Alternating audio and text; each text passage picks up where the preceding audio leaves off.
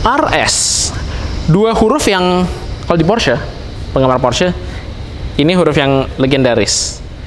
Setiap produk yang dapat nama Rennsport sejak 1973 yang berarti 50 tahun yang lalu, selalu berarti jadi produk yang paling ekstrim, paling kencang, paling brutal, dan paling track focus dari semua Porsche. Mulai dari Carrera 2.7 RS yang original, Carrera 3.6, sampai ya, GT3 RS. Dan ini GT3 RS terbaru. Tapi, kalau kalian lihat di line up Porsche, GT3 RS terbaru ini bukan 911 paling kencang, bukan juga yang paling powerful. Jadi kenapa dia deserve nama RS? Untungnya, kalau salahnya itu detailnya menjelaskan semuanya. Kenapa mobil yang deserve dibilang RS.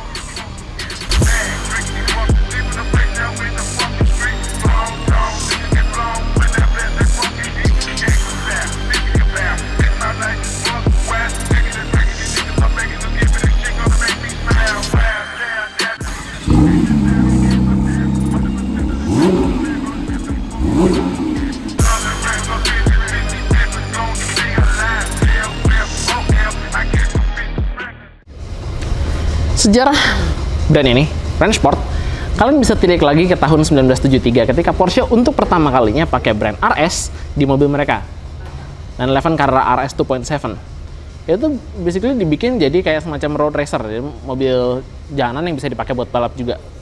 Setelah dilanjutin sama Carrera RS 3 liter di tahun 79, nama RS sempat hilang beberapa lama sampai awal 90-an dengan munculnya 964 Carrera RS 3.6, dan lalu dilanjut di tahun 96 kalau nggak salah ya, sama 996 Carrera 993 Carrera RS 3.8. Terus habis itu ngilang lagi. Nah, baru di tahun 2004 nama RS muncul lagi, tapi kali ini ketambahan 3 karakter ini. GT3 RS pertama dalam bentuk 996 GT3 RS. Sejak itu ada 2 generasi 997 GT3 RS termasuk The Legend GT3 RS 4 liter sama 2 generasi 991 GT3 RS. 992 ini jadi generasi berikutnya, dan kalau kalian punya histori segila RS dengan semua historinya di dunia balap dan lain-lain, ya GT3 RS terbaru ini punya beban lumayan gede untuk disanding.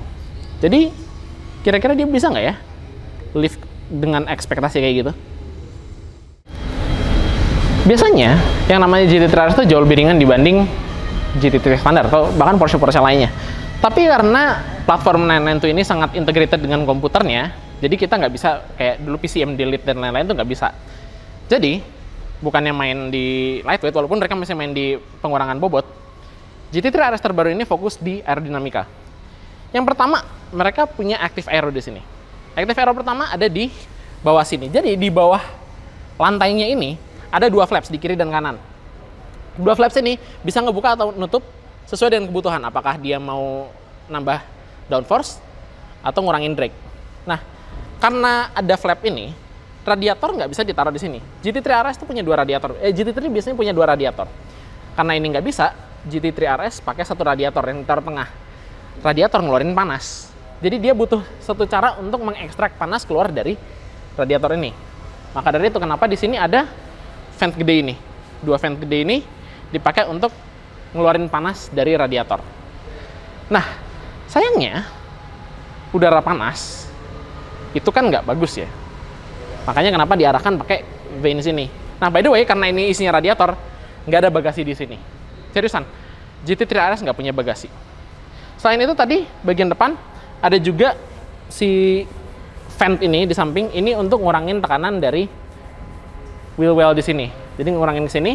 Lalu ada skirt di samping yang buat ngatur aliran udara supaya alirannya tetap nempel ke permukaan. Oke? Nah, kita balik lagi ke udara panas tadi. Udara panas itu bukan udara yang baik. Kalau dia nggak dipandu dengan baik, udara ini bergerak ke sini, ke atas, lalu ganggu aliran di wing, dan yang paling fatal, masuk ke mesin. Mesin nggak boleh kena udara panas. Kalau gitu ngapain kita pakai radiator? Solusinya gimana?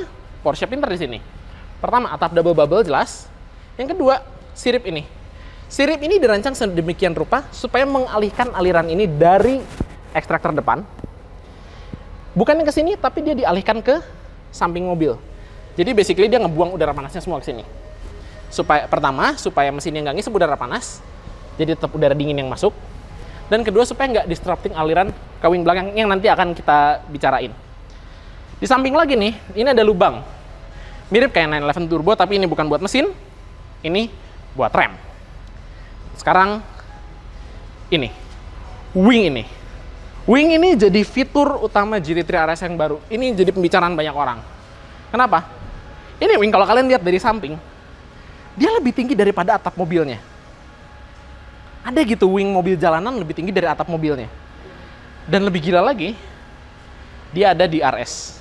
Ya, ada di RS kayak di F1. Kalian pakai tombol, kalian bisa ngurangin drag dengan ngebuka flap belakang ini. Semua bagian aero tadi yang gue ceritain, kerjasama sama diffuser belakang ini, ngasilin downforce 860 kg di sekitar kecepatan 280 km per jam. Sebagai gambaran, at peak, di puncaknya, McLaren Senna nggak bisa ngehasilin lebih dari 800 kg. Ini Porsche yang bisa bikin downforce lebih gede daripada hypercar 800 horsepower. Gila bener Porsche. Wow. Mumpung di belakang, kan namanya 911, kita bahas mesin. Karena ini surprising. Dikala manufaktur lain berlomba-lomba nambah power, GT3 RS malah B aja tuh, nggak nambah-nambah banyak amat. Mesinnya basisnya sama kayak 991 GT3. Yang berarti mesinnya 4 liter, cuma kali ini, sejak di 911 Speedster kalau nggak salah, dia dapat tambahan individual throttle bodies. Sama exhaust titanium baru karena dia kan harus kompensasi adanya OPF. Di sini tenaganya nambah jadi 525 horsepower. Yang berarti cuma 15 horsepower lebih gede daripada GT3 standar. Dikombin sama gearbox yang rasionya lebih pendek dan wing gede ini, oke, 0 sampai 100-nya lebih kencang, 3,2 detik.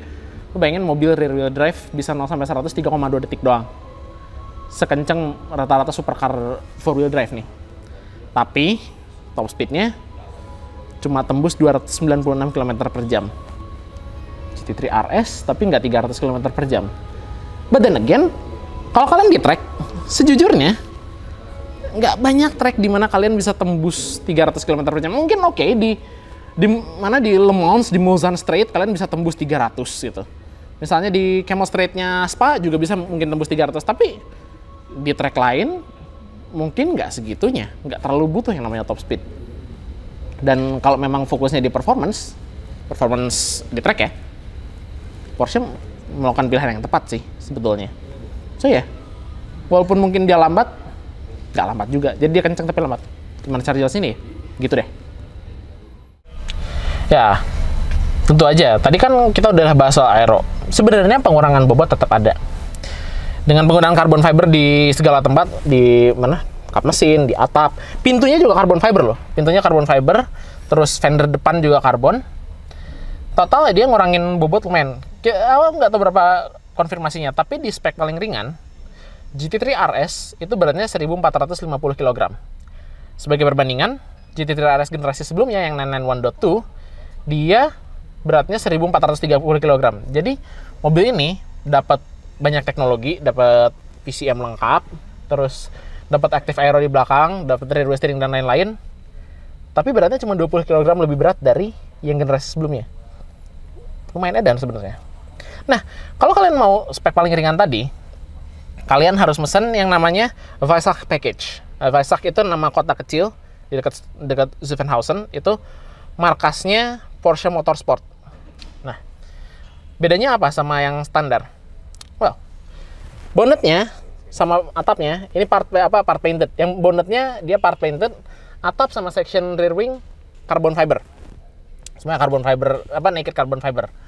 Si wing mirror juga pakai yang carbon fiber. Pelek itu pakai pelek magnesium yang ngurangin 8 kg dibanding pelek yang aluminium alloy. Jadi lebih ringan. Remnya juga, kalau rem karbon ceramic itu opsi tetap ya. Di interior, kalau pertama yang kalian notice, kalau kalian ambil Club Sport Package sekalian sama Weissach Package, kalian dapat carbon fiber roll cage, salah namanya roll cage.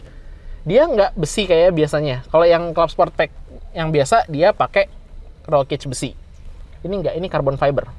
Selain itu juga di dalam mobil tuh ya, anti roll bar, terus beberapa part lainnya kayak apa, si trailing armnya itu, semuanya dibikin dari carbon fiber supaya lebih ringan. Ya, front anti roll bar sama rear anti roll bar semuanya pakai carbon fiber. Biasanya standarnya kan pakai metal kan, pakai steel kan.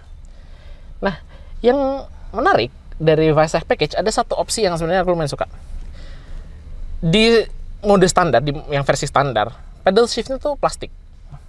Nggak terlalu bagus sebenarnya, dan beberapa orang agak komplain yang plastik yang sekarang itu actionnya terlalu menyek, istilahnya lagi gitu, terlalu lunak. Ini metal nih, pedal shift di belakang ini metal, dan dia ada magnetnya. Jadi begitu diklik bunyinya, oh, kalian benar-benar berasa kayak shifting gear di 911 RSR di Le Mans gitu. Oh, ini feel motorsportnya kerasa banget. Oh ya, also kalau di Weissach Package, jok bucket ini standar. Dan ini masih jok favoritku. Really love it. Sayangnya, di GT3 RS, pilihan warna leather interiornya cuma satu. Hitam. That is it. Hitam doang. Kalian bisa pilih stitchingnya atau aksennya antara abu atau guard thread. Nggak ada opsi lain. Kecuali kalau kalian mau shelling out jauh lebih mahal pakai yang eksklusif manufaktur, itu mungkin terlalu mahal kali ya. Yang Sonderwunsch terlalu mahal. Anyway, sekarang aku bicara soal steering wheel ini, karena steering wheel ini sangat menarik. Ini pertama kalinya di 911 setirnya penuh sama tombol. Pertama jelas ada tombol di RS, terus ada yang untuk lap timer sama apa, voice command. Ada beberapa tombol yang biasa, tombol menu dan lain-lain. Tapi ada 4 switch di sini. Dulu biasanya cuma satu yang cuma drive mode doang. Sekarang ada 4. Nah, di masing-masing switch ini ada tombol. Kalau kalian pencet tombol yang logonya PASM, ini kalian ngatur Porsche Active Stability Management. Basically, apa yang kalian lakukan adalah ngatur damper. Kalian bisa ngatur rebound, bisa ngatur apa damper rate-nya untuk damper depan belakang. Semua 4 damper ini bisa dikontrol pakai switch ini. Kalau kalian ganti modenya ke pencet tombol yang PTV Plus, PTV Plus ya. PTV Plus ini Porsche Torque Vectoring Plus. Basically, ini differential. Kalau kalian pencet ini, kalian bisa ngatur seberapa banyak differential kalian ngunci atau ngebuka pas kondisi on power, pas lagi ngegas, atau pas kalian lagi ngangkat gas, pas lagi coasting. Jadi kalian bisa ngatur apakah mobil kalian lebih main pantatnya, atau malah lebih solid dan mungkin malah cenderung understeer, nggak tahu, terserah. Kalian pencet tombol yang ESCTC ini, kalian bisa ngatur intervensi traction control sama electronic stability control. Jadi apakah kalian mau mobilnya lebih stabil di tikungan atau mobil kalian rada main, bisa diatur. Dan of course ada yang tombol drive mode, ini kalian bisa ngatur misalnya yang efisien, sport plus lain-lain, kalian bisa atur. Semuanya cukup pakai 4 switch ini. Itu semua di zaman dulu, nggak usah jauh-jauh. Di GT3 RS yang sebelumnya, 991.2 yang kemarin, kalian untuk bisa ngatur apa rate damper, buat reboundnya, untuk ngatur locking dari differentialnya, itu kalian benar-benar harus ngolong, harus pakai dongkrak, harus panggil teman kalian yang mekanik, kalian oprek-oprek dampernya, atau utak-atik komputernya pakai laptop. Sekarang semuanya kalian bisa lakuin pakai tombol ini. Gila banget, teknologi sekarang jauh banget berubahnya. Aku nggak tahu bisa ngikutin atau nggak, bahkan it's insane. Kalau soal interior lainnya apa? Ini 992 kita udah pernah bahas beberapa kali. Ini interior yang agak mixed bag. Di satu sisi aku suka desainnya, di sisi lain touchscreen dan lain-lain, seperti yang aku sering bilang, agak males. Kalau kalian mau lihat detailnya, ada cari di sini, ada reviewnya 911 Dakar atau malah ada reviewnya 911 GT3. Nggak tahu, cari aja silakan. Tapi overall ini oke sih interiornya. Agak gelap, tapi yang namanya juga balap, harus dibalap. harus semangat walaupun gelap. Ya. Jadi itu tadi GT3 RS terbaru. Semua hal tadi. Damper yang bisa diatur secara elektronik, lightweight teknologi, active aero, semua development aero ini semuanya bersatu untuk jadi package yang ketika ditaruh di Nürburgring dia bisa nyetak waktu 6 menit 49 detik, 352. Itu 8 detik lebih kencang daripada 918 Spider. Oke, mungkin beda tahun lah ya. 918 kan tahun 2013, 2014. Ini 2023. Tapi kalian bayangin aja, 918 punya 887 horsepower, ini cuma punya 525.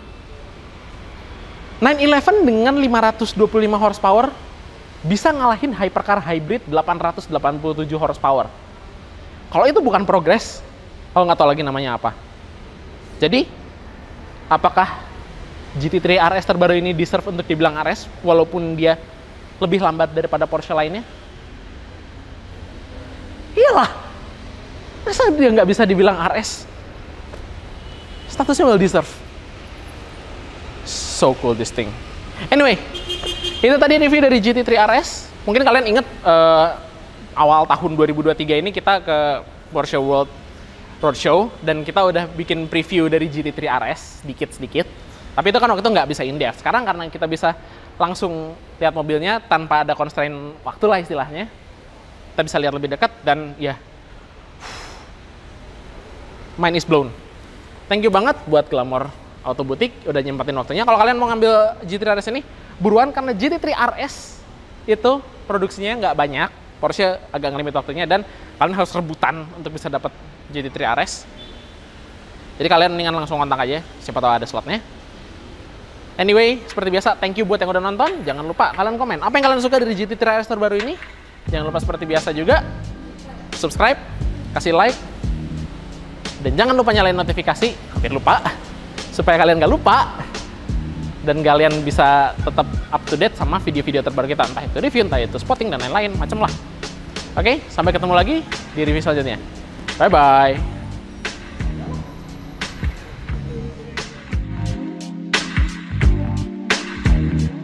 Begitu jelek aja. Anjay.